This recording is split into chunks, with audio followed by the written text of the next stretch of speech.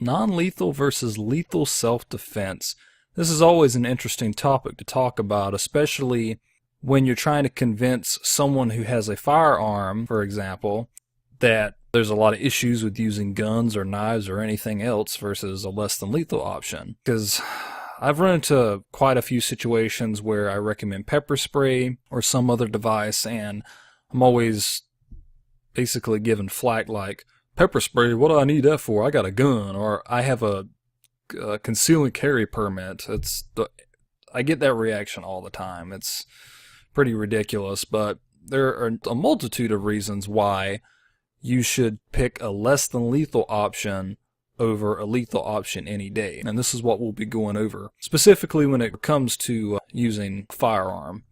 So number one, I always tell people that in regards to our company principles or motto is that it's better to stun and run than shoot and kill.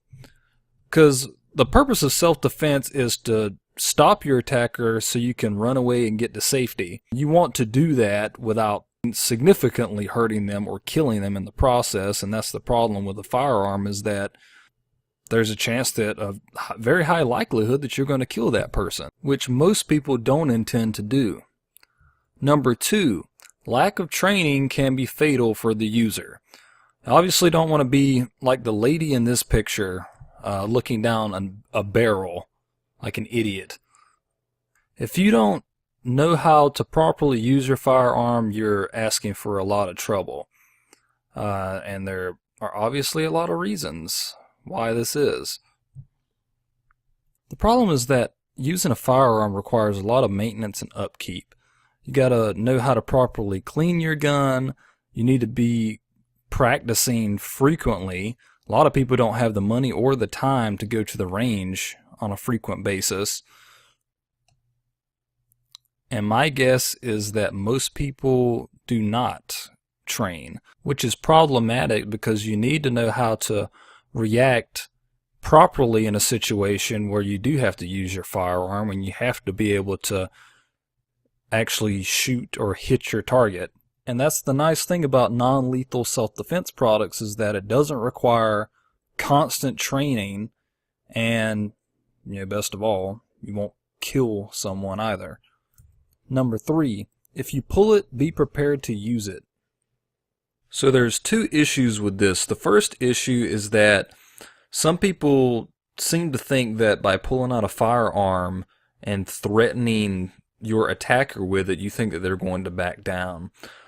The problem with that is that when an attacker is threatened with lethal force, they're more than likely to up the ante up from either another weapon or a knife up to a firearm themselves. So you better be prepared for that if you're planning on doing it. The other thing is that you had better be prepared to use it in full force.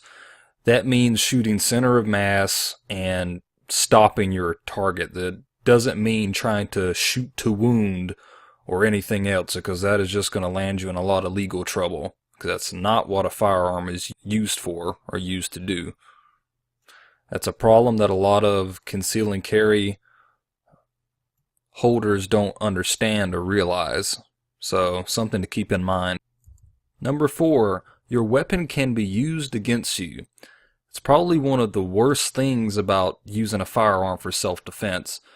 Now, with a non-lethal weapon, if somebody snatches your pepper spray from you or your taser, it's going to be more discomfort than anything else. You're not going to have to worry about potentially dying from it as you would from a gun. So, if somebody steals your gun, takes it away from you, and uses it against you, you're in big, big trouble. Number five, hesitation can cost you your life. This ties in with number four. If you freeze up or hesitate because you're worried about killing this person, then one, you shouldn't have a firearm for self-defense to begin with, and two, it's pretty much game over. You've got to have a quick reaction time in dealing with your threat. So, number six, can you live with killing someone? This is literally the worst thing in dealing with the aftermath of an altercation. A gun is absolutely not for someone who is going to have emotional trauma over defending themselves. That's why law enforcement officers and people from the military tend to have it a lot easier in using a gun for self-defense because they've already been trained, mentally trained or prepared for a situation to occur. It's just an additional issue that you have to worry about besides a legal problem. Number 7, an innocent bystander could be the next victim. If you're trying to defend yourself in an area where there's some people around or some people passing by, you could potentially miss your target and hit another person instead. And that's going to be a huge legal problem for you in the aftermath.